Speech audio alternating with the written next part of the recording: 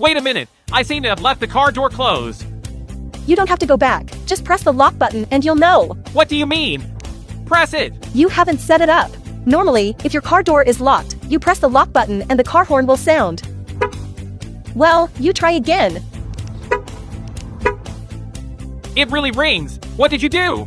You bought this car for nothing. We press and hold the lock button and unlock button for 5 seconds and keep it on. After hearing a beep, the function that the car horn will sound when you press the lock button is set. After setting this function in the future, if we press the lock button again and find that we don't hear the horn sound, it means that there must be a car door that is not closed properly. Hearing the sound of the horn means that the 4 doors have been closed, then we can leave with confidence. If we can't find our car in the parking lot, we can press the lock button, and then we can easily find our car along with the sound of the horn.